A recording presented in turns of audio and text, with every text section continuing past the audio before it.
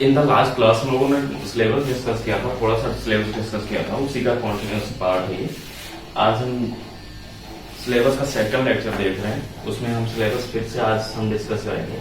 मैंने कोशिश ये किया है कि इस वाले लेक्चर में हम पूरा अपना सिलेबस डिस्कस कर रहे हैं, ताकि आपको भी बोर ना हो आप कि यार कितना बड़ा सिलेबस है ना, कितने सारे वीडियो देखने पड़ेंगे, कितने सारे लेक्चर करने पड़ेंगे हमारे सिलेबस के लिए।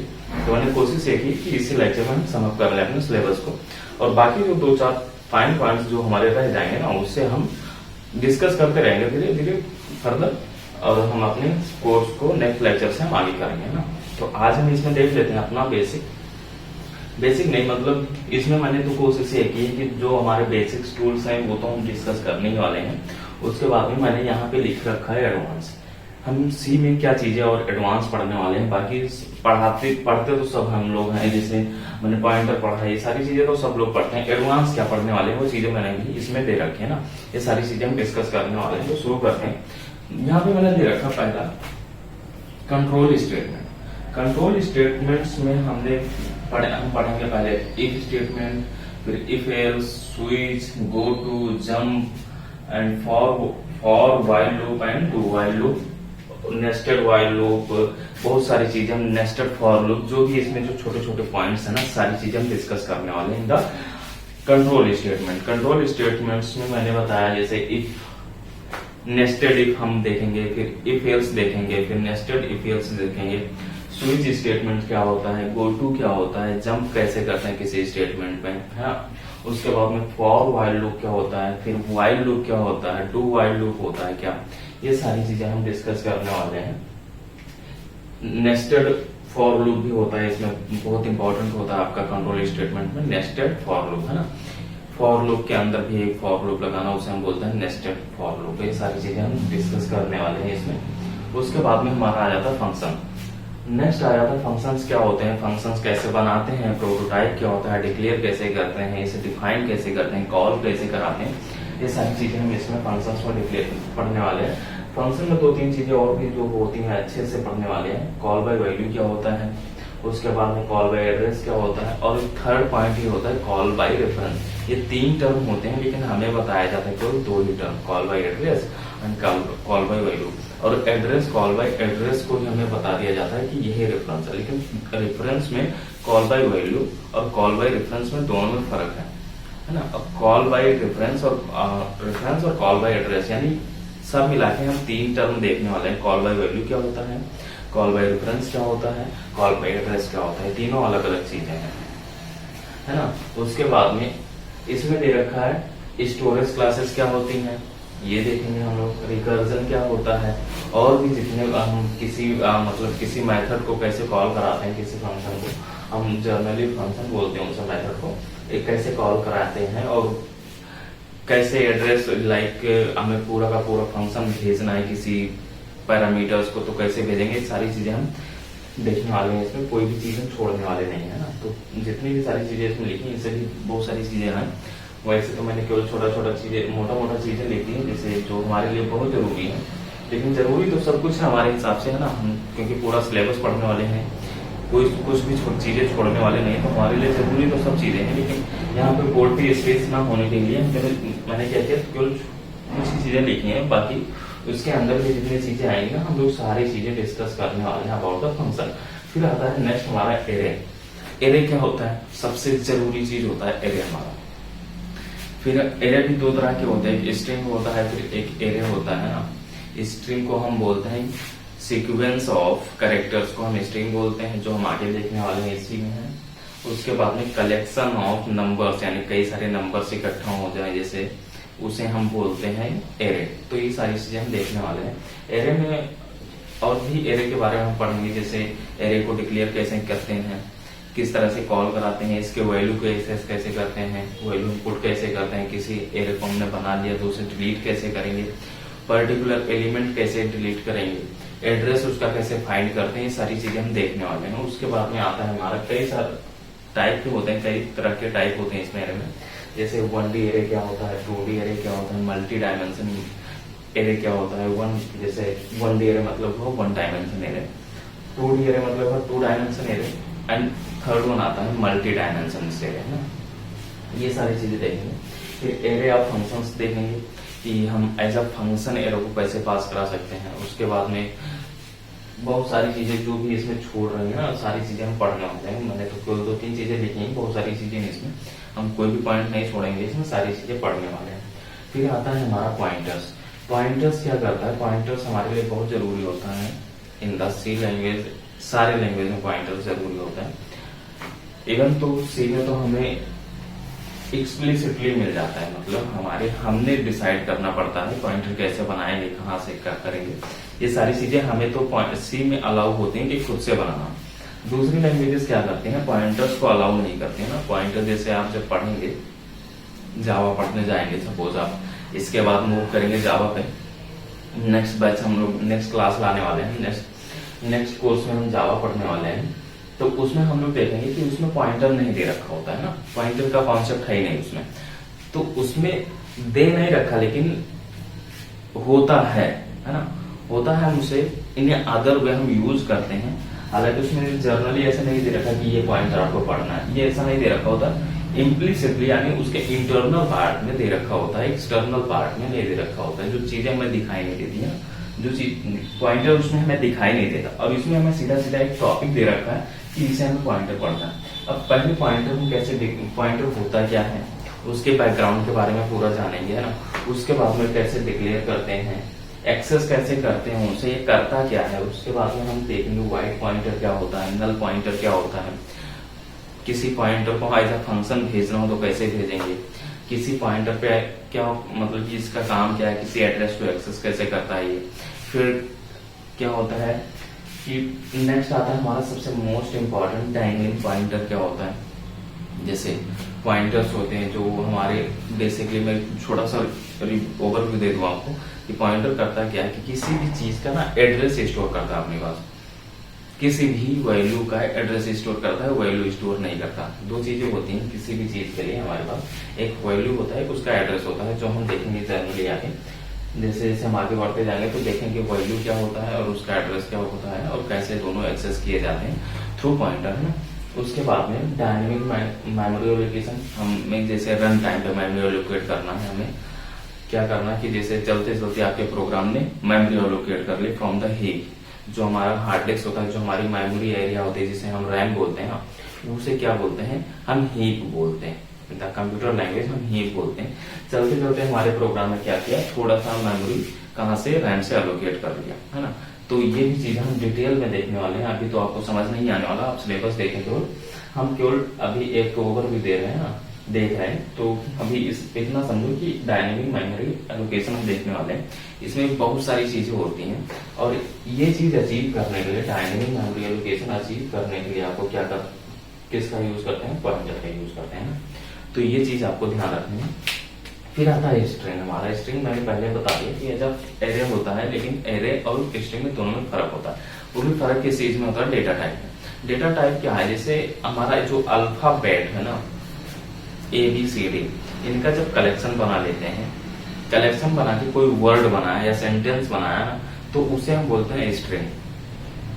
जैसे मैंने लिखा यहाँ पे ए, केवल ए लिखा, तो ये क्या कहेंगे आप इसे, स्ट्रिंग बोल सकते हैं? नहीं, ये स्ट्रिंग नहीं है, ये केवल एक कैरेक्टर है। क्या है, कैरेक्टर है। और यहीं पे अगर मैं लिख दूं सिंपल, हमने लिखा एप्लीकेशन, मैंने इतनी चीजें लिखी, क्या है, कॉम्बिनेशन ऑफ कैरेक्टर से, ये कई सारे कैरेक्टर से मिलके बना है। APPLICIOTION, कई सारे कैरेक्टर्स हैं, 1 2 3 4 5 6 7 8 9 10 11 कैरेक्टर से मिलके बना है, कॉम्बिनेशन से बना है। तो इसे आप क्या बोलेंगे, ये एक स्ट्रिंग है, स्ट्रिंग काम करेगा। इसे हम क्या बोलते हैं, स्ट्रिंग बोलते हैं। ये होता है आपका स्ट्रिंग। तो स्ट्रिंग में भी बहुत सारी चीजें होती हैं, कई तरह के स्ट्रिंग होते हैं। कैसे डिक्लेयर करते हैं, इसमें भी कैसे हम इसके स्ट्रिंग कैरेक्टर वाइज हम कैसे मतलब क्या करेंगे, मतलब कैरेक्टर वाइज हम किसी पर्टिकुलर कैरेक्टर को हम कैसे एक्सेस करेंगे, कैरेक्टर वाइज हम किसी एड्रेस को कैसे एक्सेस करेंगे, दो स्ट्रिंग को कैसे जोड़ेंगे, एक स्ट्रिंग से दूसरी स्ट्रिंग में कॉपी करना है तो कैसे करेंगे, उसका लेंथ कितना बड़ा है, जैसे हमें ये देखना है कि हमने जो स्ट्रिंग लिखी हुई, जो मैंने सेंटेंस वगैरह लिखा हुआ है तो उसका लेंथ कितना बड़ा है। उसके बाद में कॉपी हम देखेंगे, फिर उसके बाद में हम दो स्ट्रिंग, जैसे हमने लिखा, दो स्ट्रिंग लिखे हमने, एक स्ट्रिंग ये रहा, एक स्ट्रिंग ये रहा, तो दोनों को कंपेयर कैसे कराएंगे। इसका भी फंक्शंस होते हैं, इनबिल्ट फंक्शन होता है in the string dot H file में, है ना, हेडर फाइल में। तो ये सारी चीजें हम देखने वाले हैं। स्ट्रिंग में भी बहुत सारी चीजें होती हैं, इसका एड्रेस कितना होता है, मतलब साइज कितनी होती है, हमारे कैरेक्टर टू कैरेक्टर पर डिपेंड करते हैं साइज कितना होता है। ये सारी चीजें हम एकदम एक छोटे से छोटे पॉइंट्स को भी देखने वाले हैं, कोई चीज इसमें स्ट्रिंग में छोड़ने वाले हैं। फिर आता है स्ट्रक्चर एंड यूनियन। ये बहुत इंपॉर्टेंट हो जाता है यहाँ पे, इसलिए इंपॉर्टेंट हो जाता है कि यहीं से हम क्या करते हैं, ये चीजें जब हमारी क्लियर हो जाती है तो ये चीज जब हम पढ़ लेते हैं पूरे तरीके से अच्छे से, तो क्या करता है ये हमें हेल्प करता है in the object oriented programming language. जो हमारा तो हमें पता है सी हमारा क्या है, प्रोसीजरल ओरिएंटेड लैंग्वेज है ना। तो यहाँ पे जब हम ये चीज सीख लेंगे ना, ये चीज, तब जब हमें सी के आगे कोई लैंग्वेज मूव करेंगे, जैसे हमने पढ़ना है कि C++ पढ़ना है, तो C++ हमें पता है, नहीं पता तो मैं बता दूं, ऑब्जेक्ट ओरिएंटेड लैंग्वेज होती है वो। जावा आपकी ऑब्जेक्ट ओरिएंटेड लैंग्वेज, ये सारी चीजें ऑब्जेक्ट ओरिएंटेड लैंग्वेज होती है ना। तो जब आप उस पर मूव करेंगे तो उसमें क्या चल रहे होते हैं, मेथड्स चल रहे होते हैं, क्लासेस चल रही होती हैं, सारी चीजें चल रही होती हैं। तो जब हम क्लास पढ़ने जाते हैं तो अगर स्ट्रक्चर का हमें प्रॉपर नॉलेज है, स्ट्रक्चर एंड यूनियन का, तो हमें बहुत आसानी हो जाती है क्लास वगैरह बनाने में, इन ऑब्जेक्ट ओरिएंटेड प्रोग्रामिंग, है ना। तो ये इसलिए बहुत जरूरी हो जाता है। दूसरी चीज इसमें अगर हम छोटे से ओवरव्यू देखें तो क्या करते हैं कि कई सारी चीज है हमारे पास, ग्रुप करके हमने उस ग्रुप का एक नाम दे दिया। जैसे हमारे क्लास में सपोज हमारा एक क्लास है जिसमें 60 या 70 बच्चे हैं ना, 70 बच्चे हैं और अलग अलग जगह से आए हैं, अलग अलग फंक्शनैलिटी है उनकी, जैसे किसी को कोई सब्जेक्ट पसंद है, किसी को कुछ सब्जेक्ट पसंद है, किसी को कुछ सब्जेक्ट पसंद है, कोई दूसरे जगह से आया, कोई वहां से आया, कोई यहाँ से आया, है ना। सारी चीजें आगे क्या हुई, एक क्लासरूम में बैठ गए और उस क्लासरूम को यानी पूरे हमने क्या किया, पूरे स्ट्रक्चर को हमने क्या किया, एक नाम दे दिया, क्लास, ये क्लास कंप्यूटर साइंस है ना। तो इस तरह से क्या करते हैं, ग्रुप को हमने कई सारे ऑब्जेक्ट्स के यानी कई सारी चीजों का एक ग्रुप बनाया और उसका एक पर्टिकुलर नाम दे दिया। अब वो ग्रुप उस नाम से जाना जाता है, वो चीज हम कर रहे होते हैं स्ट्रक्चर और यूनियन में। स्ट्रक्चर और यूनियन में थोड़ा सा फर्क होता है, हालांकि ये दोनों सेम होते हैं पर थोड़ा सा फर्क होता है। इसमें जो मेमोरी का पार्ट आता है ना, इसमें जो मेमोरी एलोकेट होती है इन दोनों के लिए, उसमें थोड़ा सा डिफरेंस आता है। उस वजह से हमें स्ट्रक्चर पढ़ना पड़ता है और यूनियन पढ़ना पड़ता है। ये सारी चीजें हम देखेंगे कैसे डिफाइन करते हैं, कैसे इसका प्रोटोटाइप क्या होता है स्ट्रक्चर का, यूनियन का, दोनों में डिफरेंस क्या है, ये सारी चीजें हम देखने वाले हैं। कोई भी चीज हम इसमें छोड़ेंगे नहीं। उसके बाद में आता है हमारा अभी स्ट्रक्चर में भी जब हम एज अ क्लास बनाते हैं तो इसमें फंक्शंस भी होंगे, जो मैंने यहाँ बता दिया होगा तब तक के आपको। जब तक हम यहाँ पहुंचेंगे फंक्शन हम पढ़ चुके होंगे ना, क्योंकि हमारी चीजें सीक्वेंस वाइज चल रही होगी। तो जब हम स्ट्रक्चर पढ़ने जाएंगे तो स्ट्रक्चर के अंदर कई सारे फंक्शंस को कॉम्बिनेशन बना सकते हैं स्ट्रक्चर। तो उस फंक्शन को कॉल कैसे कराएंगे, कॉल कराते समय हमें क्या कौन सी टेक्निक यूज करनी है, कॉल बाय वैल्यू यूज करना है, कॉल बाय रेफरेंस यूज करना है, ये सारी चीजें हम देख रहे होंगे उसमें स्ट्रक्चर और यूनियन को लेके, है। तो ये बहुत जरूरी होता है। मैं तो ज्यादा आपको फोर्स ये करूंगा कि इस पे ज्यादा ध्यान दीजिएगा। हालांकि ध्यान तो देना है सबको, आपको सब पे, लेकिन आप हो सकता है थोड़ी, मैं जनरल बात बताता हूँ कि थोड़ी देर के लिए सपोज मान लीजिए आप फंक्शन के कोई एक फंक्शन वाले चैप्टर से कोई एक फंक्शनलिटी भूल भी गया तो चल सकता है। रीजन कि हम उसे रिव्यू करने चले जाएंगे या रिवीजन करने चले जाएंगे या रिव्यू करने चले जाएंगे तो वो चीज हमें तुरंत आ जाएगी। और स्ट्रक्चर में क्या होता है, जब तक आप इसे अच्छे से नहीं पढ़ेंगे ना, एकदम अच्छे से नहीं पढ़ेंगे ना, इसमें भूलना नहीं है आपको कोई भी चीज, एकदम अच्छे से पढ़ेंगे तभी ये चीज आपको हेल्प करेंगे फर्दर आपके, क्योंकि ये कहीं ना कहीं से रिलेटेड है। आप यहाँ मजबूत कर लेंगे, आप अच्छे से पढ़ लेंगे तो आपके आगे वाले लैंग्वेज जो आप पढ़ेंगे ना उसमें बहुत काम आने वाली है। इसलिए मैं इसमें इस पे फोर्स करूंगा कि आप ये अच्छे से कर लें। उसके बाद में फाइल हैंडलिंग। फाइल हैंडलिंग जैसे हमें क्या करना है, डेटाबेस का नाम सुना होगा या सर्वर का नाम सुना होगा, या फिर सपोज हमारे पास दो चीजें होती हैं हमेशा कंप्यूटर में, दो तरह की मेमोरी होती है, secondary memory and primary memory. दो तरह की मेमोरी होती है। सेकेंडरी मेमोरी होता है जो आपका हार्ड डिस्क होता है, एसटीडी या जो भी आप यूज कर रहे हो, आपके सिस्टम में कुछ भी हो सकता है, एसटीडी होता है, एसएसडी हो सकता है, कुछ भी है। कोई फाइल आपकी पड़ी है एसटीडी यानी हार्ड डिस्क में पड़ी हुई है, और उसे हमें लाना है किसमें, रैम में लाना है। रैम में लाएंगे तभी तो हम उस पर प्रोसेस कर सकते हैं ना, हमें रैम में लाना है। तो क्या करेंगे, ऐसा कौन सा मैकेनिज्म अपनाएंगे, कौन सा प्रोग्राम लिखेंगे कि यहाँ से फाइल उठ के हमारी रैम में आ जाए और उस पर फर्दर हम प्रोग्राम लिखें, उस पर हम काम करें, उसके बाद में फिर अगेन हम क्या करना चाहेंगे, वो फाइल हम वापस से सेव करना चाहेंगे। ये होता है आपका फाइल हैंडलिंग है, ठीक है ना। इसे भी एकदम से डिटेल में देखने वाले हैं। कोई भी चीज अभी तो जर्नल ओवरव्यू दे दिया आपको कि ये चीजें होती है। सेकेंडरी मेमोरी से हम क्या करते हैं, रैम में लाते हैं, यानी हार्ड डिस्क के हम हार्ड डिस्क में से हम कोई भी फाइल लाते हैं, रैम में उस पर फर्दर काम करते हैं, प्रोसेस करते हैं, उसके बाद में फिर से हम वापस वहीं पे सेव कर देते हैं। अब फाइल को लाना कैसे है, बहुत सारे मोड होते हैं इसमें कि फाइल को लाना कैसे है। इसे केवल हम रैम में इसलिए ला रहे हैं क्योंकि इसे पढ़ना है, केवल रैम में हम इसलिए ला रहे हैं क्योंकि इसे पढ़ना और लिखना दोनों है। रैम में इसलिए ला रहे हैं क्योंकि इसकी साइज इंक्रीज करनी, इसके आगे भी कुछ चीजें लिखनी है। जैसे सपोज मान लीजिए एग्जाम्पल लेते हैं, जर्नल एग्जाम्पल लेते हैं। आप क्या कर रहे हैं कि वर्ड फाइल से आप कोई चीज टाइप किए, लिखे, 2 पैराग्राफ 4 पैराग्राफ लिख के आपने सेव कर दिया, ठीक है।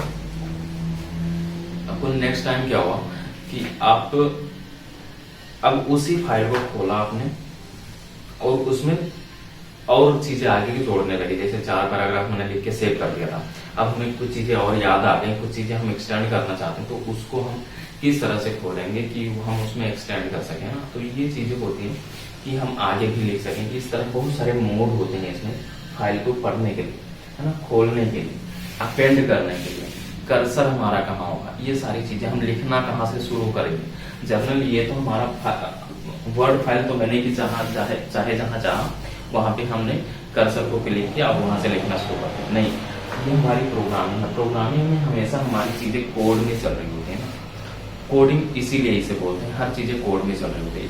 आपको ग्राफिकल इंटरफेस नहीं दिखने वाला, हर चीज आप टाइप कर रहे होंगे, हर चीज आप एनालाइज कर रहे होंगे, समझ रहे होंगे। इसलिए हमारे पास यहाँ पे जरूरी हो जाता है, कई सारे मोड्स आ जाते हैं, मोड्स को पढ़ना जरूरी हो जाता है, उन्हें एनालाइज करना जरूरी हो जाता है, उसका मैकेनिज्म समझना जरूरी हो जाता है।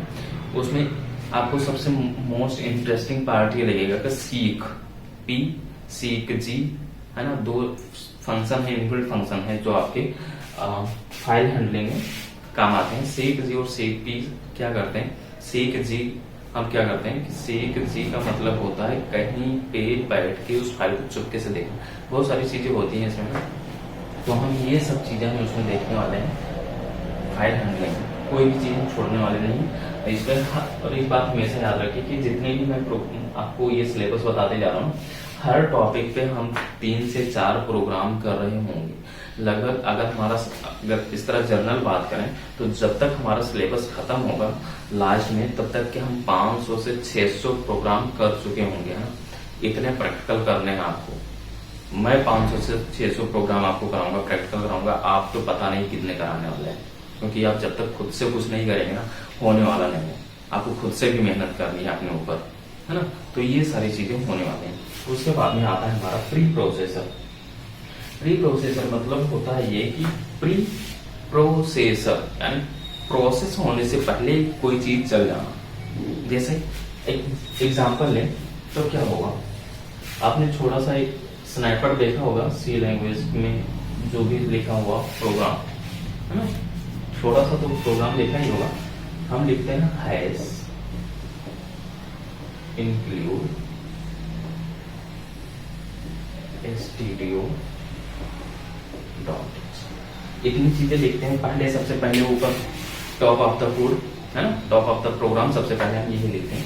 तो ये क्या होता है, एक प्री प्रोसेसर इंडिकेटर है ये कि ये आपका फर्दर प्रोग्राम रन करने से पहले ये चीजें ये आपकी चल जानी है, कंपाइल होने से पहले भी चल जानी है। रन छोड़ो, आपका जैसे ही कंपाइल करेंगे ना, कंपाइलर इसे देखता ही नहीं है, कंपाइलर से भी पहले चल जाता है। तो इसी को हम बोलते हैं प्री प्रोसेसर। इससे हम सारी चीजों को देखेंगे, हैश क्या है, इंक्लूड क्या है, studio.h, ये सारी चीजें हम इन द डिटेल देखने वाले हैं। उसके बाद में माइक्रोस क्या होते हैं। माइक्रोस बहुत इंपॉर्टेंट होता है कोड लिखने के लिए, टाइम बचाने के लिए, बहुत सारी चीजें इसके एडवांटेज भी है माइक्रोस के, हम माइक्रोस भी देखने वाले हैं।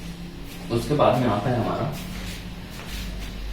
Command line argument. Command line argument में क्या होता है कि हम प्रोग्राम रन करा दिए, हम जितनी चाहे इनपुट देते रहे, रन होने के बाद में जितना चाहे उतना इनपुट हम देते रहे, वो होता है हमारा कमांड लाइन आर्ग्यूमेंट। ये सारी चीजें हम देखेंगे। कमांड लाइन आर्ग्यूमेंट में हम कई तरह के प्रोग्राम भी रन कराएंगे, अलग अलग कंडीशन लगा के कराएंगे प्रोग्राम। उसके बाद में हम बहुत अच्छे से पढ़ना होगा।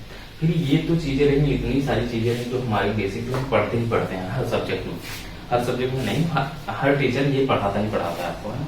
ये तो ये चीजें हमारी बेसिक। अब हम इस वाले कोर्स में जो हम पढ़ रहे हैं, इस वाले कोर्स में क्या एडवांस क्या है, क्या अलग क्या है, तो मैं अलग बता रहा हूँ आपको क्या है एडवांस। इतनी चीजें आपको पढ़ के दूसरा टीचर क्या होगा, दूसरे कोर्स में क्या होता है, इतने टीचर इतना ही पढ़ा के खत्म कर देता आपका। 2-4 प्रोग्राम कराएगा, जैसे कि बोनसी की स्टेज कैसे निकालते हैं, लीप ईयर्स कैसे निकालते हैं, ये सारी चीजें आपको सारी मतलब थोड़ी बहुत चीजें बता के आपको 4-5 प्रोग्राम एडवांस में करा के आपका खत्म करा देगा। यानी लास्ट उनका स्टेज होता है कमांड लाइन आर्ग्यूमेंट, खत्म। हो सकता है ये चीजें पहले आ जाए, लेकिन पढ़ाता वो इतना ही है। हमारे इस कोर्स में स्पेशल ये है कि हम एडवांस में जाने वाले हैं इसके। मैंने पहले ही लेक्चर में आपको बता दिया था कि हम एकदम बेसिक से शुरू करेंगे और एडवांस लेवल तक जाएंगे, बहुत ही एडवांस लेवल तक। कोई भी चीज हम इसमें छोड़ने वाले नहीं। तो पहले हम, अगर आपने अपने नोट डाउन करना है तो नोट डाउन कर लीजिए, स्क्रीनशॉट ले लीजिए। मैं ये आपका सिलेबस है, आपके पास होना जरूरी है। आप स्नैपशॉट स्क्रीनशॉट ले सकते हैं ना, इसका स्नैपशॉट रखना अपने पास बहुत जरूरी है। तो आई होप आपने ले लिया होगा। मैं इरेज करता हूँ, ये सारी चीजें इरेज करता हूँ और मैं आगे मूव करता हूँ, बताता हूँ आपको।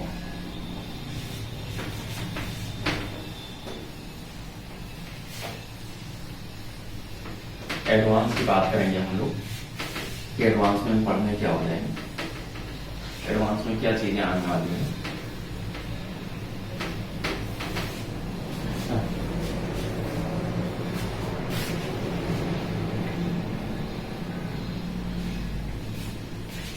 पहले तो हम देखने वाले हैं एडवांस में लिखा है, मैंने लिखा है यहाँ पे all header files. All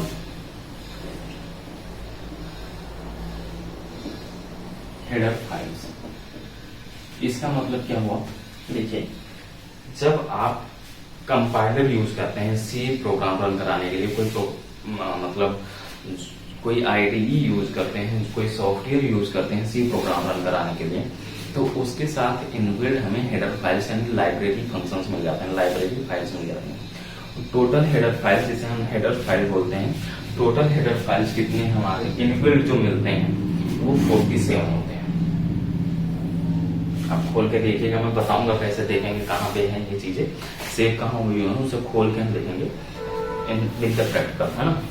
total 47 files होते हैं, हेडर फाइल्स होते हैं और सी लैंग्वेज इनबिल्ट। उसके बाद में हम जो भी चाहें उसमें ऐड भी कर सकते हैं, इम्प्रूव भी कर सकते हैं। नेट से डाउनलोड करके हमने जोड़ दिया, लेकिन इनबिल्ट जो हमारे उसके साथ कंपाइलर के साथ मिलते हैं टोटल 47 मिल जाती है। इसमें इस 47 में होता क्या है, स्टूडियो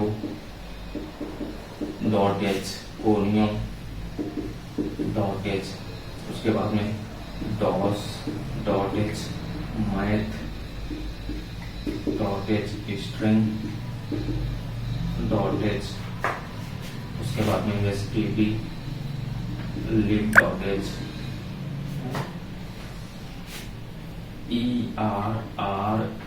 errno.h, error number.h, है ना। उसके बाद में आपका आ जाता है इसमें ग्राफिक्स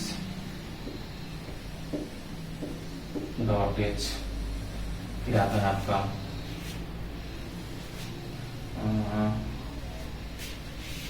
.h हो गया, ये हो गया आपका। फिर आता है iOS.h, iOS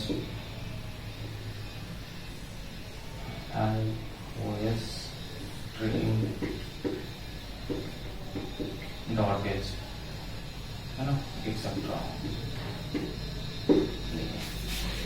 ये सारे हेडर्स फाइल होते हैं हमारे। दूसरा प्रोग्राम और दूसरा कोर्स देखने जाएंगे, सोचे कि मैं दूसरे वीडियो को देख लूँ है ना, दूसरे का प्लेलिस्ट या दूसरे का कोर्स फॉलो करके मैं सीख लूँ, तो उसमें जनरली मैं बताना चाहूंगा कि कितनी चीजें पढ़ाते हैं है ना। उसमें आपको ये यूज करना बता देंगे, studio.h, conio.h, math and string. ये 4 लाइब्रेरी यानी जो 4 हेडर फाइल हैं, इसके अलावा वो ज्यादा नहीं बताने वाले हैं उसमें। हमारे इस कोर्स में स्पेशल ये है कि जितने भी 47 लाइब्रेरी हैं, हेडर फाइल हैं, उससे हम सभी को पढ़ने वाले हैं। एक एक हेडर फाइल को खोलेंगे, ओपन करेंगे, उसमें कैसे फंक्शंस डिफाइन किए गए हैं, क्या क्या मैकेनिज्म यूज हुआ है, हेडर फाइल बना कैसे है, ये हमारे कंपाइलर के साथ काम कैसे कर रहा है ना, ये सारी चीजें हम देखने वाले हैं विद द प्रैक्टिकल। उसके बाद में 47 इवन नहीं, केवल हमने 4 यहाँ पे थोड़े ही लिखे ना, थोड़े नहीं, पूरा का पूरा 47 हेडर फाइल्स हम खोल के एक एक करके देखेंगे और उस पे प्रोग्राम कैसे प्रोग्राम बनाएंगे। उसके बाद में सबसे मोस्ट इम्पोर्टेंट ये है कि ये हेडर फाइल बनाया कैसे गया है, इसके पीछे का मैकेनिज्म क्या है, किस तरह से कोड लिखा गया है। मैं हेडर फाइल के कोड लिखना बताऊंगा आपको कि ये यहाँ पे इस तरह से लिखा गया है, और आप खुद से भी लिख पाएंगे है ना। आप सपोज कि आगे चल के क्या करें कि कुछ कोड खुद से भी लिख, कुछ हेडर फाइल खुद से भी इन्वेंट करना चाहें, तो हम यहाँ से जब तक पढ़ेंगे नहीं तब तक हम इन्वेंट नहीं कर पाएंगे। तो हेडर फाइल को खोलेंगे, उसके कोड को देखेंगे कि कैसे लिखा गया, उसका कोड क्या है उसका। उसके बाद में हम जब ये हेडर फाइल्स को पढ़ लिए होंगे पूरा, तो हम यहाँ पे सबसे मोस्ट इम्पोर्टेंट जो हमारा होता है, वैसे तो सारे इम्पोर्टेंट्स हैं, हम यहाँ पे आपका मैंने लिखा हुआ है ग्राफिक्स पे graphics.h हेडर फाइल होती है एक, जो आपके ग्राफिक्स में आपके 39 कितने होते हैं, 39 इनबिल्ट फंक्शंस होते हैं, पहले बने बनाए फंक्शंस होते हैं 39। उन 39 फंक्शंस को हम यूज करेंगे और उस तरह से यूज करेंगे जिसमें आप प्रैक्टिकली करते हैं। जैसे आपने देखा होगा कई सारे प्रोजेक्ट्स में देखा होगा कि मतलब प्रोजेक्ट इस तरह से देखा होगा कि उसमें ग्राफिकल इंटरफेस यूज किया होगा, जो हमारा सी कोड में ही लिखा होगा, सी प्रोग्रामिंग में ही लिखा होगा, लेकिन उसमें ग्राफिकल यूज हुआ होगा, ग्राफिक्स यूज हुआ होगा। तो उस तरह से हम ये सारी चीजें हम ग्राफिक्स पे भी कोड लिखने वाले हैं। जैसे वॉच बनाएंगे, कैसे बनाएंगे, इंद्रधनुष रैम्बो कैसे बनाएंगे, है ना, अलग अलग कलर कैसे यूज करेंगे, सारी चीजें हम इसमें देखने वाले हैं। यानी कि मैं जर्नल बात बोलूं तो ऑल हेडर्स फाइल्स, हमारा जो हेडिंग मैंने टाइटल डाला हुआ है, इसमें कोई भी हेडर फाइल आपकी छूटने वाली नहीं है। सारी की सारी हेडर्स फाइल्स हम खोल के पढ़ने वाले हैं, उसके मैकेनिज्म को जानने वाले हैं, कैसे ये काम कर रहा है और कैसे लिखा गया है, और इसके अंदर फंक्शंस कैसे डिफाइन किए गए हैं। और यहाँ जब हम ये चीजें पढ़ लेंगे ना, इसे खोल के जब पढ़ लेंगे, तो यहाँ से आपको एक चीज बहुत इम्प्रूवमेंट में आएगी, इम्प्रूव होगी आपकी। वो है क्या, वो जो आपको सिंटैक्स बताया जाता है ना, कि ये सिंटैक्स रट्टा मार लो, ये सिंटैक्स रट्टा मार लो, ये सिंटैक्स रट्टा मार लो, फॉर लूप के लिए सिंटैक्स रट्टा मार लो, इस तरह से व्हाइल लूप कैसे चलता है उसका सिंटैक्स रट्टा मार लो ना। तो ये चीजें आपको रट्टा नहीं मारनी पड़ेगी यहाँ पे, क्योंकि वो सारी चीजें ना यहीं पे डिफाइन हुई हैं। तो जब हम अंदर इसी के मैकेनिज्म को जान लेंगे तो हमें पता चल जाएगा कि कौन सा फंक्शन, कितने आर्गुमेंट, कितने एलिमेंट्स उसे रिक्वायरमेंट है, ये सारी चीजें हम यहीं से जान जाएगा। तो हमें किसी चीज को रटने की जरूरत नहीं पड़ेगी, सिंटैक्स वगैरह को रटने की जरूरत नहीं पड़ेगी। केवल हम जर्नली हमें पता हो जाएगा कि किस वाले फंक्शन से लिए कितना आर्गुमेंट, कितना एलिमेंट रिक्वायर है, उस हिसाब से हम देते जाएंगे। हमें सिंटैक्स रटने की जरूरत नहीं पड़ेगी वहां पे। तो वो सारी चीजें पॉसिबल कब होंगी, जब हम सारे हेडर्स फाइल को पढ़ लेंगे ना। तो ये रहा है हमारा एक छोटा सा स्नैपेट इन द एडवांस। ये लगभग आपका जो, अगर हम एक एक हेडर फाइल एक एक लेक्चर में खत्म करेंगे तो लगभग आपका ये काफी लंबा होने वाला है। मिनिमम हेडर्स फाइल को, जो 47 हेडर्स फाइल्स हमारे, इसे पढ़ने के लिए मिनिमम आपको 2 महीने लगने वाले। तो पेशेंट रखना है आपको, ये नहीं कि बहुत जल्दी, क्योंकि हेडर्स फाइल भाई पढ़ने जा रहे हैं, हम बनाने जा रहे हैं, तो उसमें टाइम तो लगेगा, है। तो टाइम लगेगा, इसमें भले टाइम लगेगा आपका, लेकिन बहुत कुछ सीख के जाएंगे, बहुत कुछ सीखने को मिलेगा ना। आप कभी ये नहीं बोलेंगे किसी के सामने कि यार मुझे सी में थोड़ा बहुत डाउट है, मुझे ये पार्ट नहीं आता, ये कतई नहीं होगा आपके साथ। आप पूरे कॉन्फिडेंस के साथ बोलेंगे कि मेरे को सी आता है पूरे तरीके से, है ना। तो ये चीजें पॉसिबल जब होंगी जब आप टाइम देंगे, थोड़ा मेहनत करेंगे और खुद के ऊपर काम करेंगे, है ना। ये चीजें आपकी एग्जाम में कभी नहीं पूछी जाएंगी कि हेडर फाइल कैसे बनाते हैं, हेडर फाइल का प्रोटोटाइप कैसा है, फंक्शन उसमें कैसे डिफाइन किया, ये कभी चीजें आपसे नहीं पूछी जाएगी। तो ये चीजें आप ये माइंड में रखें कि मैं तो पहले क्लास में आपको बता दिया है कि ये ना तो किसी पर्टिकुलर कॉलेज के लिए है, ना किसी सिलेबस के लिए, पर्टिकुलर कॉलेज के सिलेबस के लिए है, ना यूनिवर्सिटी के लिए, ना एग्जाम के लिए, ये आपके लिए है। ये कोर्स केवल आपके लिए, आपकी स्किल के लिए है। आपको खुद पे काम करना है। ये कोर्स सीखने के बाद आप क्या करें, सपोज मान लेते हैं कि ये सारी चीजें सीख ली हमने, तो जो आगे आप सीखने वाले लैंग्वेज है ना, जो प्रोग्रामिंग लैंग्वेज सीखने वाले हैं ना, उस पर मैक्सिमम आप 1 महीना दे दो, है ना। सिंटैक्स वगैरह सेम यूज होता है, बस केवल थोड़े बहुत कीवर्ड्स यूज होते हैं, थोड़े बहुत रूल्स चेंज हो जाते हैं। आप मैक्सिमम 1 महीना दे दो, दूसरी लैंग्वेज आपको अच्छे से आ जाएगी। ये नहीं कि यार इसे तो हमने लगभग 7 से 8 महीने में कंप्लीट किया, तो उसे भी 7 से 8 महीने नहीं भाई, मैंने जितना एफर्ट देना था, जितनी मेहनत करनी थी मैंने कर ली। एक प्रोग्रामिंग पे मैंने कर ली, अच्छे से पूरी तरीके से कर ली। अब हमें जब दूसरी लैंग्वेज सीखने जाएंगे ना, तो उस पे इतना एफर्ट देने की जरूरत नहीं पड़ेगी आपको, बस केवल छोटा सा एक एफर्ट देना पड़ेगा। लगभग 1 से 1.5 महीने का टाइम लगेगा, पूरा लैंग्वेज सीख जाएंगे, C++ सीख जाएंगे, जावा सीख जाएंगे। जब आप ये पूरी तरीके से सीख जाएंगे तब ना, तो पहले आपको ये अच्छे से सीखना है। उसके बाद में इन द लास्ट हम लोग जब सारी चीजें सीख लेंगे, पूरी चीजें जान लेंगे ना, तो इन द लास्ट हमने ऐसा प्रोजेक्ट मैंने दे रखा है यहाँ पे। आई होप आपने ये लिखने वाला तो है नहीं फिलहाल, लेकिन अगर आप चाहते हैं तो स्नाइपर ले सकते हैं ऐसा। आई होप आपने ले लिया होगा, तो इरेज करते हैं इसे।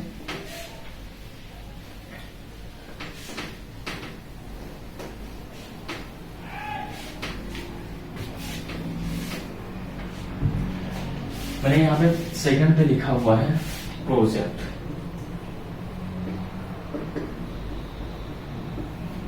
प्रोजेक्ट में पहले हम गेम बनाएंगे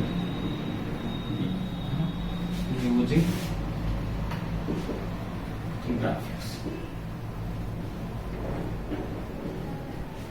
गेम बनाएंगे यूजिंग ग्राफिक्स। कई तरह के गेम बनाएंगे, केवल मैंने यहाँ गेम लिखा है। गेम की कैटेगरी हो सकती है आपको डेवलप करनी है इन दिस वे कि मैं क्या कर सकता हूँ इस प्रोग्राम को लेके, है ना। इस प्रोग्रामिंग लैंग्वेज को लेके मैं क्या कर सकता हूँ।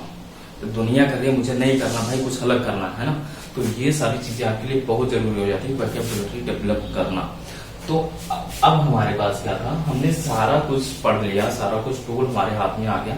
अब उससे हम कहीं ना कहीं यूज तो करने वाले हैं, तो यूज करेंगे एज अ प्रोजेक्ट। हम गेम बनाएंगे, एटीएम बनाएंगे, एटीएम का सॉफ्टवेयर बनाएंगे, बैंक मैनेजमेंट के लिए सॉफ्टवेयर बनाएंगे, फैक्ट्री के लिए एप्लीकेशन बनाएंगे, और भी सारी चीजें अगर हो सके तो हम, अगर हमारे पास टाइम रहा तो हम, अगर आपके पास टाइम रहा, आपके पास पेशेंट रहा, तो हम और भी सारी चीजें इसमें देखने वाले हैं। मैंने यहाँ पे बहुत सारी चीजें स्किप कर दी हुई हैं जो एडवांस में ही आते हैं, क्योंकि ये वीडियो और ये लेक्चर आपका बहुत लंबा हो जाता और आप भी बोर हो जाते हैं ना। तो मैंने क्या करके स्किप कर दिया उसे। जैसे जैसे हम आगे पढ़ते जाएंगे, हम उसे उन चीजों को डिस्कस करते जाएंगे। तो यहाँ पे आपको क्या करना है, अब क्या हो गया, हमने सारी चीजें देख ली, यहाँ पे प्रोजेक्ट वगैरह कर लिया, तब हम जाके हम बोल सकते हैं कि हमने यहाँ एक लैंग्वेज सीख ली, है ना। तो आज के लिए बस इतना ही। मेरा नाम अजमत है, आप जानते ही हैं। अगर आपको ये लेक्चर पसंद आया हो, और हाँ, मैं एक चीज और बताना चाहूँ कि सी के साथ साथ हमने क्या सोचा है कि एक छोटा सा कोर्स, छोटा सा नहीं मतलब कोर्स, एक कोर्स और लाने वाले हैं जो होगा आपका, आई होप आपने नोट डाउन कर लिया होगा। अगर नहीं किया हो तो स्क्रीनशॉट ले लो, मैं आगे बात करता हूँ। आई होप आपने ले लिया होगा। इरेज करने से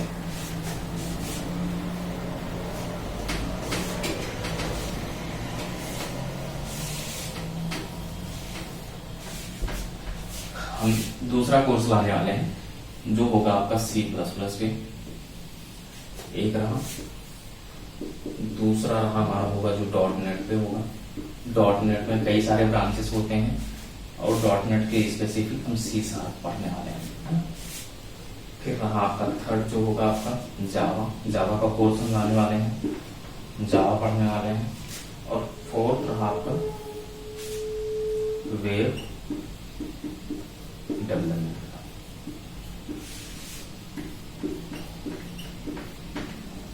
ये इतनी चीजें मैं जल्दी लाने वाला हूँ, 2-4 दिन में लाने वाला हूँ कोर्स ही आपका ना। ये कोर्स स्टार्ट होने वाला है, इसके आगे भी बहुत सारे कोर्स आएंगे आपको। तो क्या करना है आपको, सिंपल, अगर ये सारी चीजें पढ़नी है, आपको भटकना नहीं है, अच्छे से पढ़ना है, तो क्या कीजिए, आपको सब्सक्राइब करना है ना। सब्सक्राइब कर लीजिए ताकि आपको डे टू डे की एक्टिविटी आपको पता चलती रहे कि हुआ क्या है ना, कोई नोटिफिकेशन आया है कि नहीं आया है, सारी चीजें आपको पता चलती रहे ताकि आप मिस ना कर जाए।